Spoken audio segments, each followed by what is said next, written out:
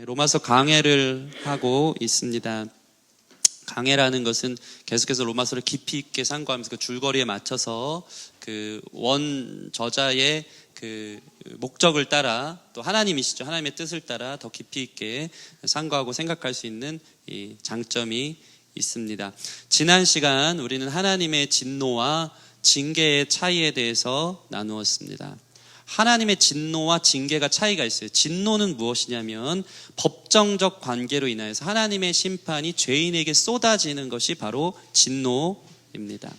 반대로 징계는 무엇이냐면 하나님과 그 심판자인 법정적 관계가 아니고 하나님과 자녀 간의 사랑의 훈계를 바로 징계라고 할 수 있습니다. 다시 말해서 진노라는 것은 죄인에게 쏟아지는 하나님의 심판이라면 징계라는 것은 사랑하는 자녀에게 그를 양육하고 훈계하기 위해 쏟아지는 사랑의 채찍과 같은 차이가 있는 것입니다. 특별히 하나님의 진노에 대해서 나눌 때 하나님의 진노가 즉각적으로 나타나지 않는다고 했습니다. 악을 행함에도 불구하고 하나님의 진노는 그런 방식으로 그를 바로 심판하거나 그의 생명을 데려가는 경우가 덜어 있지만 그런 경우들이 없이 악을 행함에도 불구하고 그저 그렇게 잘 먹고 잘 사는 수많은 사람들을 보게 된다는 것이죠. 이런 것들을 보면서 하나님의 진노는 어떤 방식으로 나타나는가? 지난주 로마서를 본 것처럼 첫 번째는 무엇이었습니까? 하나님의 가장 무서운 진노는 내버려 두심입니다. 내버려 두심. 이 사실을 여러분 기억하시기 바랍니다. 이것이 우리에게 가장 큰 고민이 돼야 돼요. 내버려 두심. 그 부모님이 자녀를 혼낼 때 똑같아요. 하나님도 부모님 같은 마음이어서 자녀에게 실망하면 가장 먼저 하는 말이 뭐였죠? 네 멋대로 살아요. 네 멋대로 살아. 그래, 네 마음대로 해. 이게 내버려 두심입니다. 두 번째는 무엇입니까? 하나님께서 진노를 쌓아두시는 거예요. 내버려 두셔서 그가 짓는 그 악한 일들을 말 그대로 두고 보는 거예요. 두고 보는 거. 이게 하나님의 진노의 방식인 것입니다. 벼르고 있다라는 말 아시죠, 여러분? 마음속으로 준비를 단단히 하고 기회를 엿본다. 얼마나 무서운지 모릅니다. 하나님의 진노로 우리를 내버려 두시고 두고 보고 계신 거예요. 그 자체로 인한 사람들이 하나님을 떠난 인생들 속에 나타나는 범죄, 이러한 모습들을 로마서는 지난주에 저희에게 이야기해주고 있었습니다. 그러니 진짜 무서운 것은 내 마음대로 살면서도 하나님 무시하고 사는데도 삶이 평안하다, 아무 일이 없이 계획대로 척척 잘 진행된다, 이것을 가장 우리는 깊이 있게 이게 무슨 일이지? 하나님 나를 내버려 두신 것 아닌가? 하나님 없이 사는데도 어떻게 이렇게 잘 살 수가 있지라고 자기 스스로 경각심을 갖는 것이 말씀을 받은 자의 태도가 되어져야 된다는 것입니다. 반대로 여러분의 인생에 실패가 있고 무너짐이 있고 여러 가지 수많은 이해할 수 없었던 상처와 고통들이 여러분에게 옴을 통하여서 여러분이 다시 한번 기도하고 하나님에 엎드려질 수 있는 그 방편이 된다면 그것이 오히려 복음인 것을 여러분들이 기억했으면 좋겠습니다.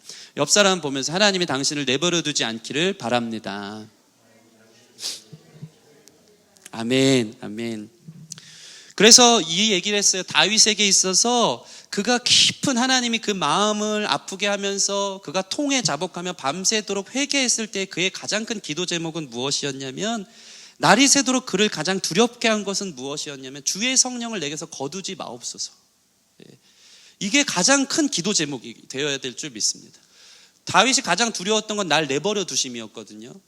근데 그 결과 주의 성령을 거두지 않고 다윗의 집안은 말 그대로 파탄난 집안이 됐어요. 다윗의 범죄로 인하여서 하나님의 징계가 그 가정 가운데 임하여서 아들들이 말로 다 담을 수 없는 죄악들을 이루고 그 가정이 그 피가 멈춘 적이 없는 그런 일들이 일어나죠. 그럼에도 불구하고 다윗에게 있어서 은혜가 있었다면 그것은 주의 성령이 다윗을 떠나지 않았다라는 것입니다. 여러분 안에 주의 성령이 떠나지 않는 거룩한 역사가 있는 줄 믿고 그것이 여러분의 삶의 가장 큰 중요한 또 이슈고 중요한 기도 제목이 되어지기를 소원합니다. 그렇다면 하나님이 왜 진노하십니까? 불경건과 불의 때문이라 그랬어요. 불경건은 뭐냐면 하나님을 아는데도 무시하는 거예요. 하나님이 가장 화가 나는 것, 가장 하나님을 진노케 하는 것은 하나님이 만들었거든요. 하나님이 주신 모든 것이거든요. 우리의 건강과 시간과 관계와 재능과 물질, 이 모든 기회들은 하나님이 주신 건데 하나님을 알면서도 하나님께 감사하지 않는 거예요. 하나님이 만든 목적이 있는데 내 멋대로 살아가는 거예요. 그게 불경건이에요. 나 하나님 필요 없고 그냥 내가 내 마음대로 살 거예요. 왜 하나님이 뭔데 내 인생에 감나와라 배나와라 하는 거예요? 나 너무 귀찮고 싫어요. 이게 하나님에게 있어서는 가장 큰 불경건, 그것이 하나님을 진노케 하는 거고, 그로 인해서 하나님 떠나서 내 마음대로 사는 죄의 열매들이 불의라 그랬어요.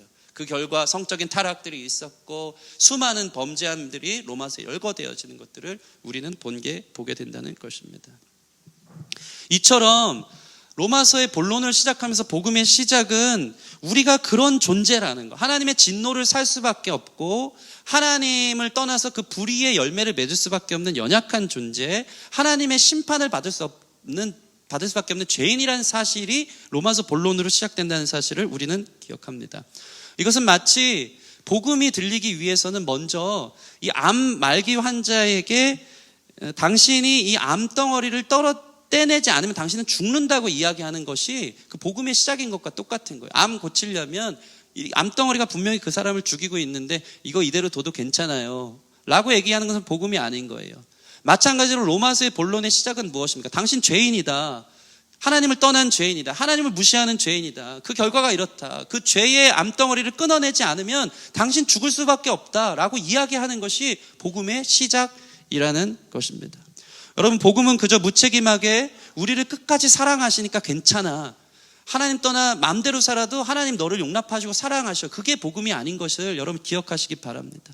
우리 자신이 죄인이기 때문에 죽을 수밖에 없다라는 것이 복음의 출발이라는 사실을 기억하시기 바랍니다. 그래서 그분의 은혜는요, 거룩한 은혜라 그랬어요. 거룩한 은혜. 여러분, 예를 들어서 아이가 밖에서 진흙탕에서 흥청망청 놀고 들어왔는데 부모님이 그 아이에게 온몸이 진흙더미로 이렇게 누더기가 돼 있는데 야 와서 밥 먹어 하면서 안아주는 부모는 없을 거예요. 오면 무엇부터 해야 됩니까? 빨리 가서 씻어, 옷 갈아입어, 손 깨끗이 씻고 와. 그러고 나서 안아주고 밥을 주는 거예요. 하나님의 은혜는 거룩한 은혜입니다. 죄가 있음에도 불구하고 죄를 떼내어내고 죄가 있는 그대로 안아주거나 괜찮다고 이야기하시는 분이 아니고 거룩하게 죄는 떼내어내고 우리를 살려주셔서 그 뒤에 자녀로 부르시는 것이 하나님의 은혜이고 부모의 마음이라는 것을 여러분 기억하시기 바랍니다. 그래서 은혜는 무엇입니까? 내가 죄인임을 인정하는 것부터 출발돼야 된다. 따라해 봅시다. 나는 주님 없으면 살 수 없는 죄인입니다. 여러분, 이 죄인임을 인정하는 것이 너무나도 중요하기 때문에 사도 바울은 로마서의 본론에서 계속해서 구체적으로 너희가 왜 죄인인지에 대해서 촘촘하게 세밀하게 교리적으로 체계적으로 설명하고 있는 거예요. 이것을 쉽게 넘어가서는 안 되는 거예요. 죄인임을 경험해야지만 십자가가 필요한 거예요. 죄인임을 내가 깨달아야지만 그 다음 진도로 나가는 거예요. 죄인임을 알아야지만 주님의 수술대 위에 내가 올라가는 거예요. 그렇기 때문에 내가 죄인임을 자각하는 것, 인정하는 것, 이것이 복음의 출발이어서 사도 바울은 너무나도 중요하게 이것을 짚고 넘어가고 있는 것입니다. 여러분, 그런데 여러분은 어떻습니까? 여러분이 죄인이라는 사실이 와 닿습니까? 내가 왜 죽어야 되는가? 내가 왜 그토록 큰 죄인이라고 성경은 얘기하는가에 대해서 별로 그렇게 납득이 안 되고, 내가 그렇게 잘못 살았는가에 대한 이야기가 우리를 기분 상하게 하고 있지는 않은지. 그래서 성경은 오늘 이 복음을 시작할 때 여러분이 왜 죄인인지에 대해서 다시 한번 여러분을 납득하고 있기 때문에 오늘 이 본문을 통해서도 우리가 죄인임이 밝혀지고 그것들을 인정하는 그 모습들이 논리적인 증거 안에서 깨달아지는 거룩한 역사가 있었으면 좋겠습니다. 마치 현미경으로 보듯이 처음에는 이게 더러운 줄 모르는데 가까이 말씀은, 이 로마서는 우리가 죄인이라는 사실을 쪼개고 쪼개서 확대해서 보는 거예요. 그래서 내가 정말 더러운 죄인이구나 라는 사실들을 보여주기를 원한다는 것입니다. 그래서 오늘 본문도 자신이 죄인임을 인정하지 않는 많은 사람의 특징을 다각도로 지금 집어주고 있어요. 오늘 말씀을 들을 때 내가 왜 죄인이야 라고 생각하시는 분은 이 말씀을 통해서 내가 죄인임을 인정하지 않고 있었구나 라는 사실을 깨닫기를 주님의 이름으로 소원합니다. 많은 사람들이 자신이 죄인이 아니라고 생각하는 이유가 무엇인지가 나와 있어요. 첫 번째는 왜 그런 줄 아십니까? 그래도 내가 남들보다는 자기가 낫다라고 생각하는 상대적 기준 때문에 자기가 죄인이라고 생각하지 않는 것입니다. 우리 안에는 이런 생각들이 너무나 많이 있어요. 그래도 내가 좀 낫지, 쟤보단 내가 낫지, 쟤는 인생 쓰레기처럼 살지만 난 그래도 이 정도 책임감 갖고 살아가는 내가 그래도 쟤보단 나니까 난 선하다, 이거예요. 그게 자기가 죄인이 아니라는 것을 두둔하고 싶어하는 사람의 첫 번째 특징인 것입니다. 비교적으로 상대적 기준이 있는 거예요. 내가 하나님 앞에, 거룩하신 완전하신 하나님 앞에 그 기준으로 볼 때 죄인인 것은 상대적으로 덮어두고 남과 판단하면서, 저 사람을 판단하면서 내가 더 선하니까 그래도 자기는 괜찮다라고 생각하는 것이 바로 자기가 죄인임을 인정하기 싫어하는 첫 번째 특징이라는 것입니다. 오늘 말씀 2장 1절 보세요. 그러므로 남을 판단하는 사람아 라고 나와 있습니다. 그러므로 남을 판단하는 사람아. 여러분, 남을 판단하는 것은 무엇일까요? 벌써 그 사람 위에 자기가 있는 거예요. 저렇게 하면 안 되지, 저렇게 어리석나, 저렇게 못하나, 그 정도밖에 안 되나. 그것은 벌써 그 사람 위에 자기가 있다라는 것을 얘기합니다. 그 사람보다 적어도 자기가 선하다고 생각할 때 판단하는 거예요. 이것은 매우 상대적인 기준입니다. 그래도 내가 그 사람보다는 낫고 난 그에 비하면 괜찮은 사람이다라고 생각하며 합리화하고 싶은 거예요. 참 재밌습니다. 사람들은요 다 그래요. 자기에게는 관대하고요, 다른 사람에게는 인색해요. 자기에게 기준의 잣대는 너무나도 관대한데 다른 사람에게 들이대는 기준의 잣대가 평가와 판단은 너무나도 좁아요. 객관적이지 못한 겁니다. 우리는 그런 존재라는 것을 인정하셔야 됩니다. 남이 하면 불륜이고요, 자기가 하면 로맨스래요. 얼마나 자기 합리화, 자기 연민, 자기 인정에 있어서 관대한지 몰라요.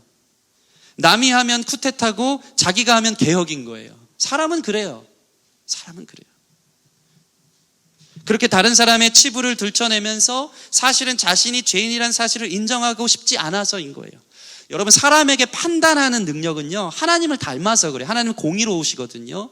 그분의 공의의 잣대 속에 사람들은 다른 누군가를 판단하는 거예요. 그래서 오늘 본문의 말씀에 있어서 판단 자체를 죄라고 얘기하는 것이 아니고, 판단을 통해서 자기는 의롭다라고 상대적으로 잘못된 판단을 하기를 원한다는 거, 그것이 바로 문제라는 거예요. 다른 사람들을 판단하고 싶은 마음에 자기가 죄인이란 사실을 인정하지 않고 그 정죄가 불편해서 피할 구석을 마련하는 것이 나는 쟤보단 괜찮아 하는 거예요.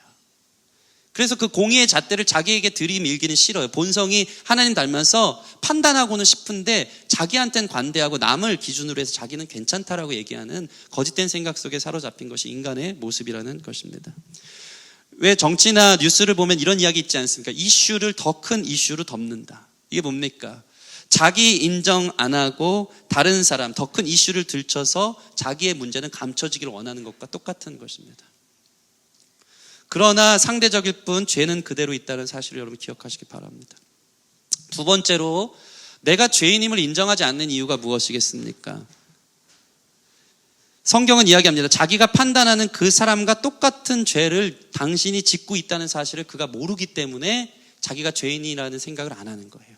성경은 오늘 뭐라고 얘기하는지 아십니까? 한 걸음 더 나가요. 우리 1절 말씀 같이 읽겠습니다. 1절 시작. 그러므로 남을 판단하는 사람아, 누구를 막론하고 내가 핑계하지 못할 것은 남을 판단하는 것으로 내가 너를 정죄함이니 판단하는 내가 같은 일을 행함이라.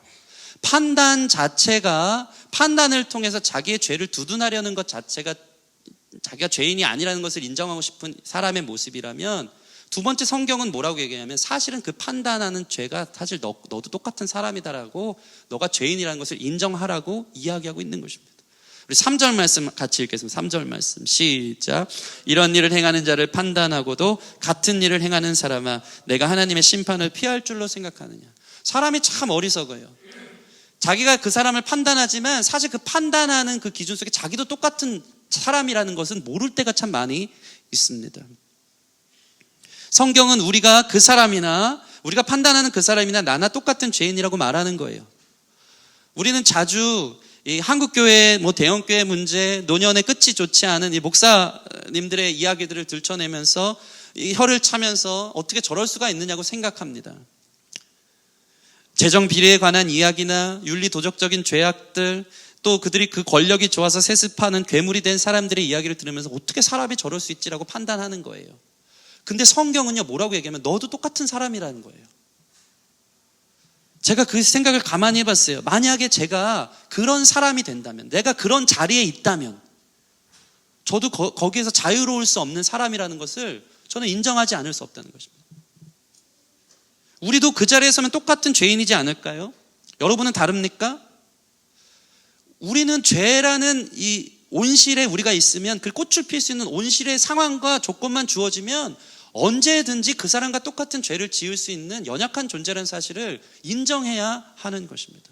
성경은 그것을 이야기하는 거예요. 그런 상황이 되지 않았을 뿐이지 우리도 똑같은 존재예요. 그래서 주기도문의 가장 중요한 기도가 무엇입니까? 우리를 시험에 들게 하지 마옵시고 다만 악에서 구하옵소서. 그건 무엇입니까? 전제하는 거예요. 너희는 악한 유혹과 악한 죄가 도사리는 곳에 있으면 시험에 들 수밖에 없고 똑같이 넘어질 수밖에 없는 연약한 존재라는 것이다. 그렇기 때문에 우리의 상황이 악에서 떠나고 시험에 들지 않도록 기도하라고 주님은 말씀하시는 거예요. 다시 말해서 저 사람 죄 너무 싫고 어떻게 저렇게 교만해? 그건 사실 자기 죄인 거예요. 어떻게 저렇게 거짓말을 잘해? 사실 자기 안에도 그런 거짓말이 있는 거예요. 그런 의가 있는 거예요. 우린 다 똑같은 죄인이라는 사실을 성경은 이야기하고 있는 것입니다. 특별히 우리가 남을 판단할 때 이런 이유가 있습니다. 그 사람을 죄라고 판단하는 이유는 그 사람의 죄가 드러났기 때문이에요. 드러난 죄에 대해서 판단하고 수근수근합니다. 그런데 사실 자기 죄는 폭로되지 않았을 뿐입니다. 여러분, 이 상황에서 주님께서 우리 안에 그동안에 지었던 죄들을 다 폭로해낸다고 생각해 보세요. 다 들춰낸다고 생각해 보세요. 감히 서 있을 사람이 있겠습니까? 아무도 없는데 자기는 의로운 척 하는 거예요. 다른 사람 죄가 밝혀지고 폭로되면 저 죄인이다 판단하면서 자기는 하나님이 덮어주고 감춰주셨는데 자기는 괜찮은 척하는, 사실 우리는 죄인일 수밖에 없다는 사실을 성경은 이야기해주고 있는 거예요. 의인은 없습니다. 여러분 보세요. 다윗이 우리아의 아내 밧세바를 범하고 나서 그 양심이 완전히 화인 맞아서 그 마음이 완고해진 상태 속에서, 무감각해진 상태 속에서 1년 동안 그렇게 살았어요. 그는 이렇게 생각했어요. 내가 왕인데 이 정도도 못하냐.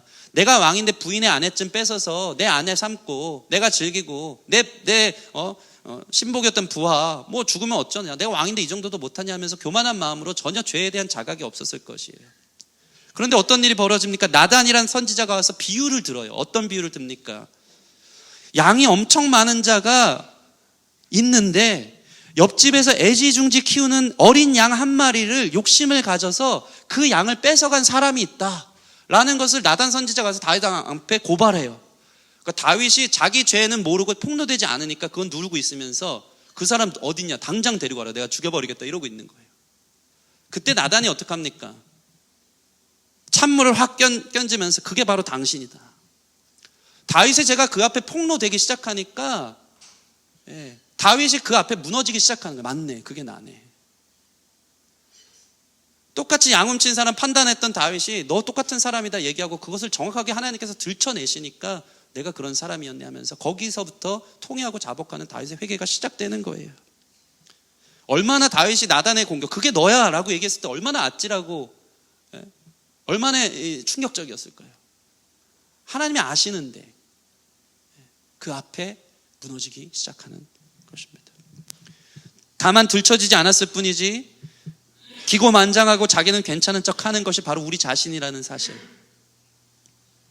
이런 예화가 성경에 너무 많이 있습니다. 예수님께서 가늠하다 잡힌 여인을 향해 그 여인을 중간에 놓고 많은 사람들이 정죄의 돌을 들고 있었어요. 이 여인은 율법에 의하면 가늠하다 잡혔기 때문에 돌을 맞아 죽어야 된다고 하면서 많은 남자들이 그 돌을 들고 서 있었어요.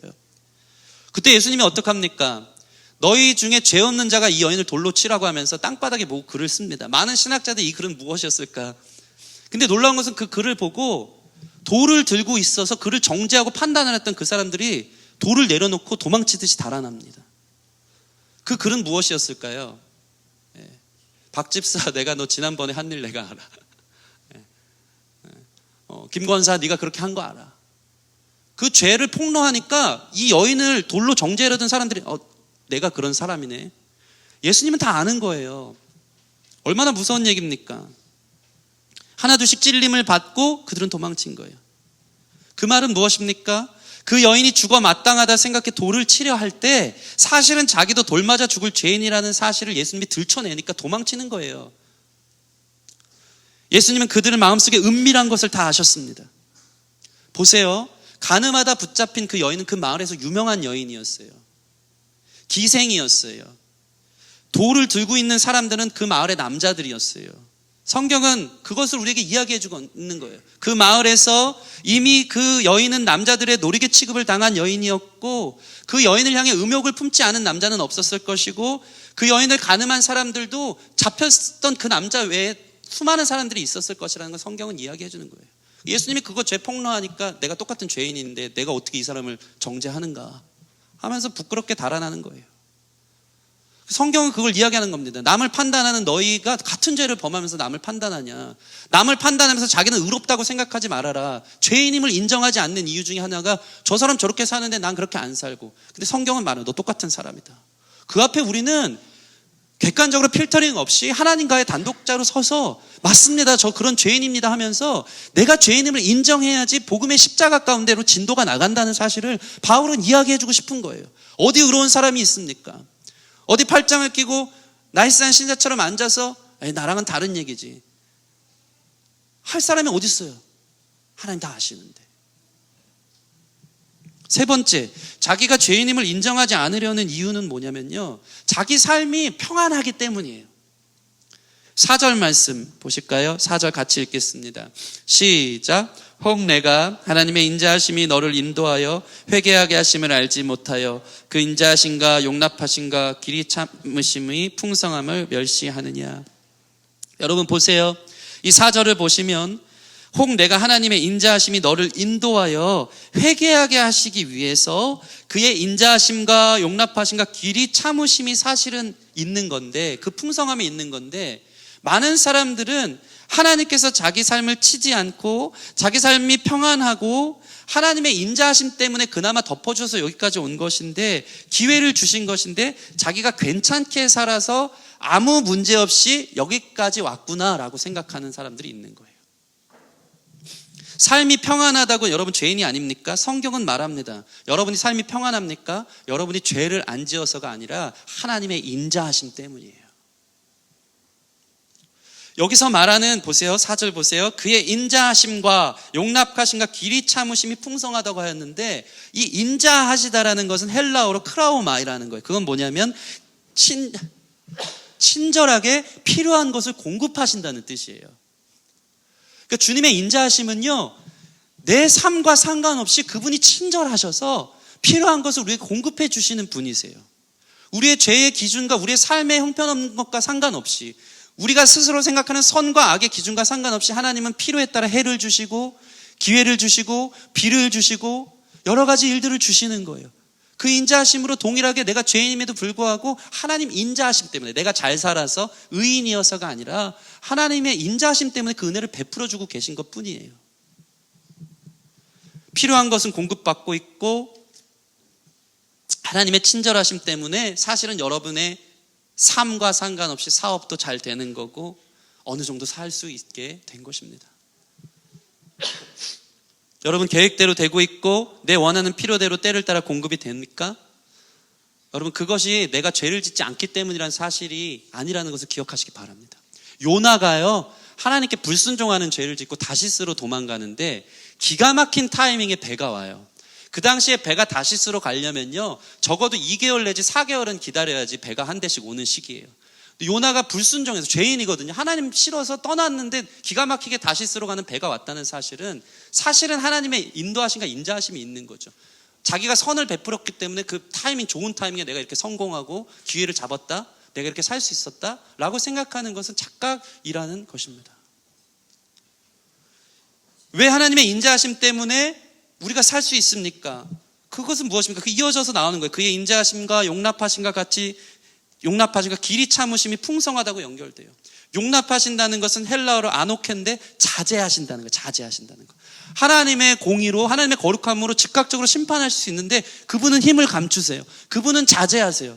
그것을 바로 들춰내서 심판하지 않으세요. 그리고 길이 참으시는 거예요. 말 그대로 늘 절제하면서, 그가 짓는 죄와 상관없이 그가 짓는 죄를 가지고 즉각 심판할 수 있지만 그걸 또 참으시고 길이 참으시면서도 인자하심으로 계속해서 그 필요를 채워주는 거예요.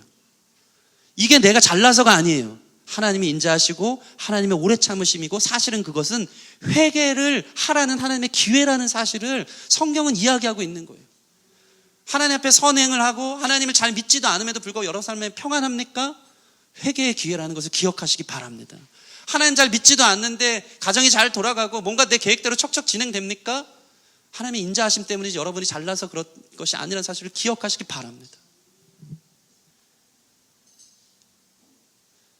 저는 가끔 생각하면 제 자신의 삶이 정말 아찔합니다.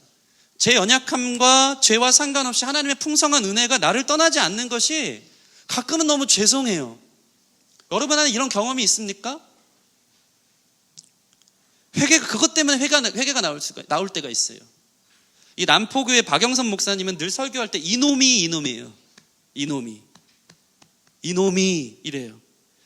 근데 제가 그걸 보면서 똑같아요. 나 같은 놈이 여기까지 온 것이 내가 잘나서가 아니고 나 같은 놈이 여기까지 공급받아 살 수 있는 것을 볼 때 저는 회개가 나오는 거예요.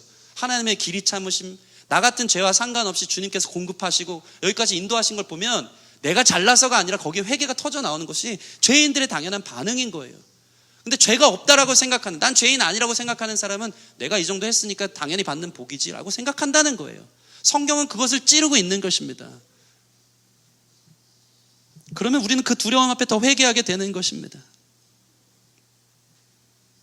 나 같은 놈이 목사하고 이렇게 복을 받는 것을 보면 그렇게 풍성하신 인자하심 앞에, 그 오래 참으심 앞에 저는 고개를 숙이게 되고, 그래서 두려워서 더 회개하게 되는 거예요. 여러분도 이와 같은 마음이 있기를 주님의 이름으로 소원합니다. 저와 같은 사람도 목사 만들어서라도 더 거룩하고 깨끗하게 만드시려고 그러시는구나. 그 풍성하심에 우리는 회개가 나와야 되는 거예요. 여러분, 그래서 똑같이 이렇게 고백해야 돼요. 나 같은 놈에게 이런 자녀를 주시다니요, 나 같은 놈에게 이런 가정을 주시다니요, 나 같은 놈에게 이런 기회를 주시다니요, 나 같은 놈에게 이런 복을 주시다니요. 그것이 하나님의 풍성함을 멸시하지 않는 죄인된 반응인 거예요. 우리가 하나님의 용서하심을 얼마나 많이 받고 살았습니까? 우리가 얼마나 하나님의 오래 참으심을 받으면서 여기까지 왔습니까? 그것이 내가 잘나서가 아니라는 사실을 성경은 이야기하고 있는 것입니다. 사람들은 우리의 죄의 값에 대해 보복하지 않고 들춰내지 않고 여기까지 왔는데도 그 은혜는 모르고 자기가 남들보다 선해서 얻게 되는 결과라고 생각한다면 그것이 바로 죄인임을 인정하지 않으려는 우리 자신의 마음이라는 사실을 여러분 기억하시기 바랍니다. 네 번째, 더 심화되어서 죄인임을 인정하지 않는 이유가 궁극적으로 자기가 선행을 한다고 생각하기 때문입니다. 적극적으로 선하다고 생각하는 거예요. 우리 7절 말씀 같이 읽겠습니다. 7절 말씀 시작. 참고 선을 행하여 영광과 존귀와 썩지 아니함을 구하는 자에게는 영생으로 하시고. 여기서 보면요, 참고 선을 행하는데 이 선을 행한다는 기준이 나와요. 그것은 뭐냐면 영광과 존귀와 썩지 아니함을 구하는 것이 하나님 보실 때 선이라는 거예요. 다시 얘기하면 영광과 존귀와 썩지 아니하는 영생을 구하는 것, 곧 하나님 나라를 구하는 삶이 선입니다. 그것이 하나님 기준의 선이에요. 하나님 나라를 인내하며 구하며 하나님 나라의 가치를 따라 살아가는 것이 선인데, 다시 말해서 하나님의 뜻을 행하는 것, 하나님의 말씀을 순종하는 것이 하나님 볼 때는 제일 큰 선인 거예요. 부모님이 무엇을 시켰을 때 그거 있는 그대로 순종하는 것이 선인 거예요. 그런데 우리의 선의 기준은 매우 다르니까 자기가 선한 줄 아는 거예요. 하나님 말씀과 상관없이 그저 최선을 다하는 삶이 선입니까? 그렇지 않습니다. 하나님 말씀과 상관없이 기부천사가 되면 그것이 선이라고 생각합니까? 제가 보니까요, 기독교 매일 욕하는 그 팝 가수 레이디 가가가 선행 제일 많이 합니다. 기부를 정말 많이 합니다. 어려운 무슨 지진만 나면은 막 몇십억씩 갖다가 기부하는 것이 그 사람이에요. 타 종교에서도 그런 선을 베푸는, 기부하는 일들이 있고, 어려운 사람 돕는 일들이 있고, 넌 크리스천들도 그런 일들 많이 합니다. 그런데 하나님은 그것에 대해서 선이라고 이야기하지 않아요. 그저 진리의 부스러기를 흉내낼 뿐입니다. 그리고 그 선을 행하는 그들의 깊은 내면에는 그 선을 통해 자기가 옳다 여김받고 자기 의를 드러내고자 하는 욕심이 있을 뿐입니다. 하나님 앞에 선은 하나님을 아는 것과 그분을 영화롭게 하고 그분께 감사하고 하나님의 뜻을 구하며 사는 것, 그것이 유일한 선이라는 사실을 기억하시기 바랍니다. 하나님과 상관없이 사는 선행, 최선, 그것은 하나님 앞에 선이 아니라는 것이죠. 잠언 16장 2절에 이런 말씀이 있습니다. 사람의 행위가 자기 보기에는 모두 깨끗하여도 여호와는 심령을 감찰하시니라. 내가 선행하고 깨끗하게 사는 것 같아도 주님은 중심을 아세요. 그 선행을 하는 너의 의도가 무엇인지 주님은 아시는 거예요. 그거 나랑 상관없잖아. 내가 만든 목적과 상관없는 선행이잖아 라고 주님은 말씀하시는 겁니다. 주님은 마음의 동기를 보십니다. 다섯 번째, 죄인임을 인정하지 않는 이유는 무엇이 죄인지에 대한 기준이 없기 때문입니다. 같은 이야기하는 것 같지만 사도 바울은 이것을 더 쪼개어서 저와 여러분들에게 이야기해주고 있습니다. 죄인임을 인정하지 않는 것은 뭐냐면 무엇이 죄고 의로움이고 무엇이 선이고 악한 것인지에 대한 기준이 없는 거예요. 그러면서 사람들은 얘기해요. 내가 이렇게 행동하는 게 나 좋아서 하는 건데 이게 어디 죄라고 나와 있느냐 라고 말하는 거예요. 그러나 성경은 정확하게 말합니다. 너희에게 그것이 죄라고 규정해주는 율법과 양심을 주셨다고 성경은 말하고 있습니다. 여러분, 유대인에게는 율법이 있었어요. 그러나 이방인들, 헬라인들에게는 율법이 없었어요. 율법은 뭡니까? 이거 지키면 선이고 이거 지키지 않으면 죄다, 악이다라고 얘기하는데 이방인들에게는 율법이 없었던 거예요. 그러면 핑계할 수 있는 거예요. 우리는 유대인들처럼 율법이 없었어요. 살인하지 말라, 간음하지 말라, 도둑질하지 말라, 남의 것 탐내지 말라, 이런 율법이 없었기 때문에 우리는 그게 죄인 줄 몰랐어요. 살인해도 괜찮은 줄 알고 남의 것 뺏어도 괜찮은 줄 알았어요. 내 욕심대로 사는 것 괜찮은 줄 알았어요 라고 핑계댈 수 있었지만 성경은 얘기하는 거예요. 헬라인과 이방인들에게는 양심이라는 걸 하나님이 심어두셨다는 거예요. 그게 정죄의 기준이 되는 거예요. 12절 말씀 같이 읽겠습니다. 오늘 말씀 12절 시작. 무릇 율법 없이 범죄한 자는 또한 율법 없이 망하고 무릇 율법이 있고 범죄한 자는 율법으로 말미암아 심판을 받으리라. 자, 보세요. 율법 없이 범죄한 자는 율법 없이 망한대요. 왜 그런지 아십니까? 성경은 그것을 양심이라고 이후 구절에 나오고 있어요. 또 무릇 율법이 있고 범죄한 자는 율법이 정죄하기 때문에 그 정죄에 받아서 자기가 죄인이라는 것을 심판받게 되는 것입니다. 자, 생각해 봅시다. 여러분, 사람에게는 누구나 이 양심이 있어요. 마음의 법이 있어요. 율법에는 살인하지 말라고 정해져 있어서 그것이 죄인 건 알지만 수많은 사람들은 율법 없어도 자기가 살인을 하면 죄책감을 느끼게 되어 있습니다. 그것은 사람들 안에 탑재되어 있는 마음인 거예요. 부모를 거역하면 율법이 없어도 미안한 게 당연한 것이 자녀된 도리이고 그것이 하나님 심어놓은 양심인 거예요. 양심의 가책은 최소한의 인간다운 삶을 살게 하는 바운더리고 그것이 정죄의 기준이 되는 거예요. 이 양심은 율법을 모르는 사람들에게 죄에 대한 가책을 주고 자기 자신을 정죄하는 율법의 구실을 하는 거예요. 15절 말씀 같이 읽겠습니다. 15절 말씀 시작. 이런 이들은 그 양심이 증거가 되어 그 생각들이 서로 혹은 고발하며 혹은 변명하며 그 마음에 새긴 율법의 행위를 나타내느니라. 양심은 마음에 새긴 율법인 거예요. 율법으로 내가 누구에게 피해를 주고 사기를 치고 살인하면은 양심이 찔리는 거예요. 두려운 거예요. 이 마음의 율법이 양심 때문에. 그것을 하나님이 두셨기 때문에 우리가 죄인임을 인정하지 않으려는 것을 핑계로 나한테는 죄의 기준이 없어요, 뭐가 옳고 그른지 몰라요 하는 사람들은 핑계할 수 없다라고 성경은 이야기하고 있는 것입니다. 이러한 기준들 속에 하나님은 지금 말씀하십니다. 너희가 이처럼 죄인임을 인정하지 않지만 나는 진리의 기준 안에서 심판한다고 말씀하고 계신 것입니다. 주님은 명확한 잣대가 있어요. 그분은 진리 안에서 우리를 심판하십니다. 상대적인 옳고 그름이 아니고 내가 하나님과 상관없는 선을 행하는 것도 아니고 하나님은 진리로 심판하세요. 그분에게는 기준이 있어요. 그 유일한 기준. 우리가 말씀 가운데 이것을 계속 보지 않습니까? 2절 보면 이런 일을 행하는 자에게는 하나님의 심판이 진리대로 되는 줄 우리가 아느니라. 진리는 무엇입니까? 6절 말씀. 하나님께서 그 각 사람에게 그 행한 대로 보응하시는 게 진리인데요. 진리의 기준이 있어요. 7절 8절 같이 읽겠습니다. 7절 8절 시작. 참고 선을 행하여 영광과 존귀와 썩지 아니함을 구하는 자에게는 영생으로 하시고 오직 당을 지어 진리를 따르지 아니하고 불의를 따르는 자에게는 진노와 분노로 하시리라. 하나님의 기준은 명확해요. 하나님의 진리의 기준은 선을 행하여 하나님 나라를 구하는 자에게는 영생을, 그러나 당을 지어 진리를 따르지 않고 땅의 것을 구하며 불의를 따르는 자에게는 진노와 심판으로 분노로 하시겠다는 명확한 기준이 있는 거예요.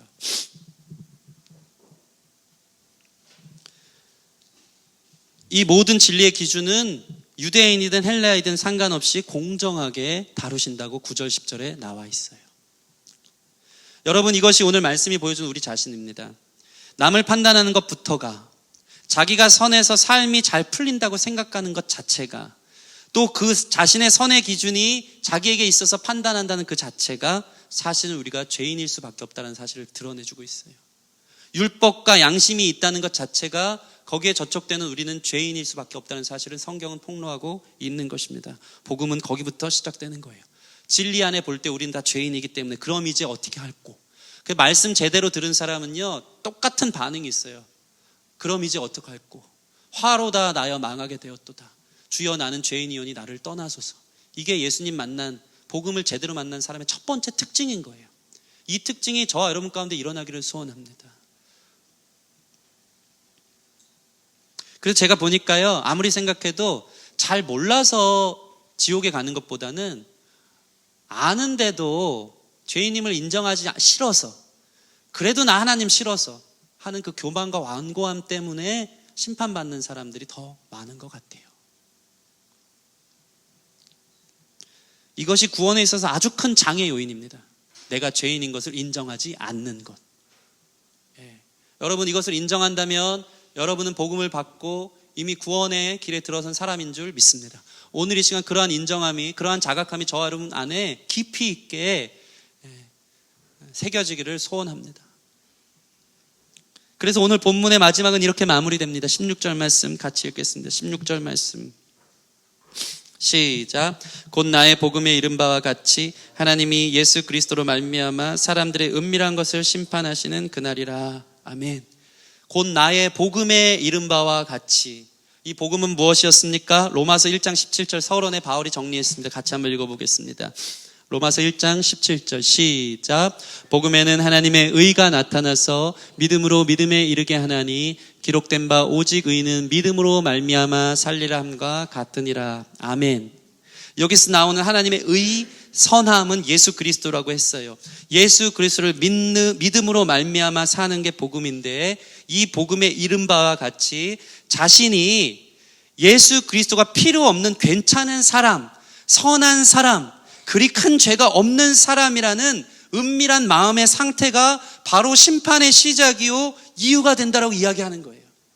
다시 쉽게 얘기해 드릴게요. 16절 말씀 정리하면서 곧 나의 복음에 이른 바와 같이 하나님이 예수 그리스도로 말미암아 사람들의 은밀한 것을 심판하는 그날이라. 사람들의 은밀한 마음 속에 나 예수님 필요 없어, 나 예수님 필요 없어도 난 선인이야, 난 그렇게 큰 죄인이 아니야 라는 그 사실이 바로 우리를 죄인으로 단정하고 예수님의 복음으로부터 멀어지게 하는 가장 큰 죄라는 거예요. 나 예수 안 믿어도 의롭고, 나 예수 없어도 살 수 있고, 나 예수 안 믿어도 선하고 착해, 나 예수님 필요 없어. 이 고집이, 이 교만이, 이 딱딱하게 굳은 마음이 가장 큰 심판의 이유라는 것입니다. 여러분 안에 이 말씀을 들을 때 진짜 예수님밖에 없구나, 나 어떡하지 하는 마음이 있다면 그것이 은혜인 줄 믿습니다. 그러니 우리가 말씀을 들어도 이렇게 완고하다면 그것이 제일 회개할 일인 것입니다. 그래서 우리는 이 로마서로 계속해서 우리 자신을 가지고 가야 돼요. 그래서 우리의 완고한 마음이 녹아질 때까지 사도 바울은 처음부터 은혜를 얘기하지 않아요. 너희 마음이 얼마나 완고한지 아니까 서론 본론에 있어서 계속해서 우리 몇 주 동안 계속 당신이 죄인이라는 사실들을 들춰낼 거예요. 불편할 만큼. 그래도 완고하니까. 그 말씀은 나랑 상관없다고 그래도 생각하니까. 다른 사람 얘기지 저는 안 그래요. 저 예수 필요 없어요. 자기 혼자 교만하고 잘났다고 떠들어대니까 사도 바울이 그런 우리 마음 상태를 알아서 지겹도록 얘기할 거예요. 너 죄인 맞다고. 논리적이고 객관적으로 증명해내는데도 불구하고 우리는 통해 자복하면서 그럼 어찌할꼬, 우리 죽는데, 나 죄인인데 인정하는 일들이 없는 거예요. 마치 이것과 같아요. 북엇대가리 여러분 아시죠? 북엇대가리. 그거 북엇국 하려면 어떡합니까? 어머니가 죽어라고 패야 돼요. 그 너무 딱딱하게 굳어있기 때문에 그거를 패야지만 뜯어지고 연약해져서 국에 넣어서 먹을 수 있는 거예요. 성경은 얘기하는 거예요. 너희의 딱딱한 심령이 북엇대가리 같다라는 거예요. 아무리 쳐도 너무 딱딱하고 견고해서 내가 죄인이라는 걸 인정하기 싫어. 나 예수님 필요 없어요. 괜찮아요. 이 정도 선하면 착한 거죠. 그걸 갖고 말씀은 계속 치는 거예요. 여러분이 연해질 때까지, 인정할 때까지. 어린 시절 저는 요즘 사람들은 뭐 그런 거 얘기하면 더러워 이렇게 하겠지만 때가 많았습니다. 때가 많았어요. 얼마나 밖에 가서 막 몇 시간씩 놀다가 들어오고 진흙구덩이에서 놀다 오면 여기가 손이 트는 거 여러분 아시죠? 트는 걸 떠나서 그런 경험 있습니까? 손에 때가 지나치다 보니까 딱쟁이가 져요. 막 그래. 자기들은 저 그랬어요. 그 시절에. 그럼 어떻게 합니까? 그거를요, 그 딱쟁이진 거를 바로 밀면 피가 나요. 아파요. 그럼 어떻게 해야 됩니까? 뜨거운 물에 불리는 거예요. 10분, 20분 불리고 나면 그 다음에 밀면 싹 밀리면서 뽀얀 살이 드러나요. 사도 바울이 지금 그 작업하는 거예요. 너희 완고함이, 너희의 고집이, 너희의 죄가 딱쟁이가 돼서 그것이 무엇인지도 모르고 딱딱하게 굳어진 마음을 갖고 로마서를 30본론을 풀어가면서 계속 뜨거운 물에 담궈서 너희 죄인 맞잖아. 이래도 네가 괜찮다고 생각하니? 너 예수님 필요하잖아. 너 예수님 없으면 살 수 없잖아 라는 것을 보여주는 거예요. 그렇게 대피는 일들 가운데 우리 자신이 있음을 두고 이 로마서 강해를 하는 순간순간 우리 안에 다시 한번 회개하지 않고는 내가 살 수 없는 죄인이라는 사실들이 복음의 출발이고 그러한 은혜들이 저와 여러분 가운데 있기를 주님의 이름으로 축원합니다. 우리 에스겔 36장 26절 마지막으로 읽겠습니다. 시작. 또 내 영을 너희 속에 두고 새 마음을 너희에게 주되 너희 육신에서 굳은 마음을 제거하고 부드러운 마음을 줄 것이며. 할렐루야. 여러분 갖고 누가 죄인이라고 얘기하면 강팍해지는 사람이 있어요. 아 진짜 듣기 싫다. 저 귀찮은 얘기, 저 싫은 얘기. 왜 나보고 죄인이라, 이 정도 살았으면 됐지. 근데 은혜는요, 여러분이 죄인이라고 얘기할 때 강팍한 마음이 녹아져서 부드러운 마음이 돼서 인정하는 데부터 시작하는 거예요. 그것은 성령께서 하시는 일인 줄 믿습니다. 이 예배를 통해 성령께서 여러분의 마음을 만져 여러분이 죄인임을 인정하고 거기부터 출발하는 부드러운 마음이 되기를 주님의 이름으로 소원합니다. 우리 찬송가 292장 같이 찬양하고 같이 기도하는 시간 갖겠습니다. 찬송가 292장입니다.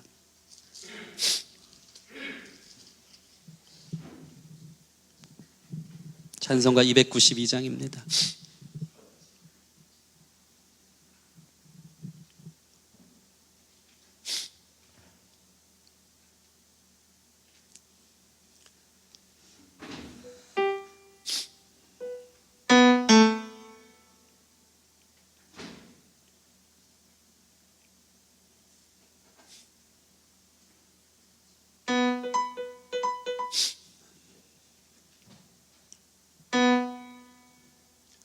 코드로, 뭐 리버브 안 돼도 되니까.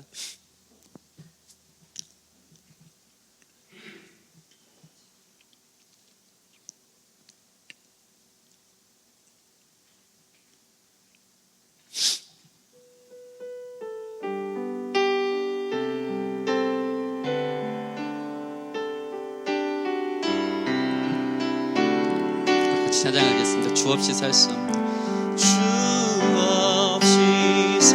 수 없는 죄인의 구주여,